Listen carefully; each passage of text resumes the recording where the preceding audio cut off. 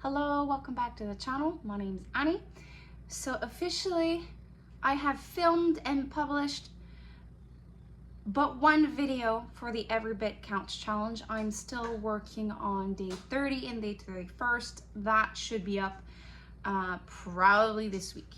I did get at least one special request about a certain video, and it got me thinking, since I filmed every single day what I was preserving, I was kind of showing how to make each of my recipes, but I had to cut it and like shorten it so that the videos wouldn't be like an hour each, because I was accumulating a couple of days to make every single video. So this got me thinking. So I'm going through all of the videos I have filmed, and I will see if I can make like short clips of all my recipes and then publish them individually with their names.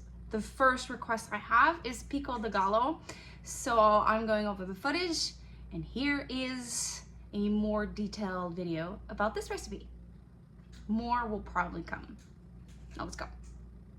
I have a sick kiddo today, so I'm not sure how I'm gonna be able to film everything, but today I'm gonna do a little recipe just in case he needs me.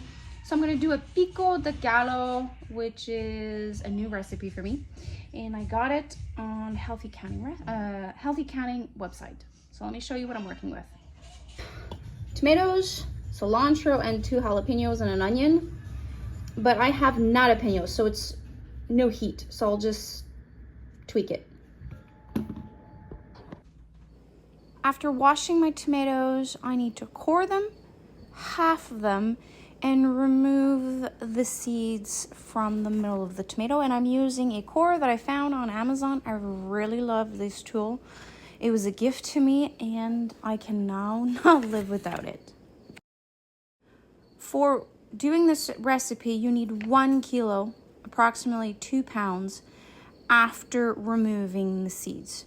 So I gave myself an approximate, I weighed about 2.5 pounds of tomatoes, cored them, did everything the recipe said. And then once they were halved and the seed pod gel removed, I used a scale and I weighed 1 kilo. Now the chopping starts. You chop finely your tomatoes, and then you add it to your pot. Since this is the first time I'm doing the recipe, I was a little uncertain the size of the tomatoes, like how to chop finely. So I just went with what I prefer. But looking at the end result, I did not have the exact amount of jars that they were suggesting, so I might have done it a little too small, but do it to your liking. So in here I have my chopped tomatoes, my onion, 2 jalapenos, well, not jalapenos, and I added 1/8 of a teaspoon of chipotle peppers, so 2 tablespoons of chopped cilantro, and 1/2 cup of lemon juice, and a teaspoon of salt. Luna found a cat. She's not happy. So I'm gonna bring this to a boil and then simmer for 2 minutes, and then I'm gonna be counting it. This is really a simple recipe. Chopping, putting in a pot, bring it to a boil, cook it for 2-3 minutes.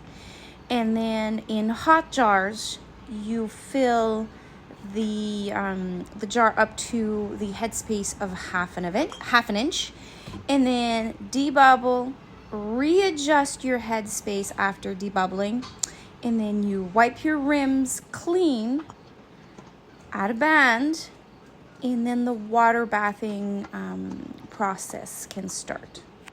For my elevation, the processing time is 15 minutes. At the end, it gave me 2 pints, 1/2 pint. So after reading a couple of the comments on the website of Healthy Canning, I'm not the only one that had that. A lot said that. I think this recipe comes from the Ball Blue Book. They all were saying that they didn't have 4 pints. They normally have about 3. So this, I had just under 3, so I might do it a little chunkier next time. I just want to go over one thing.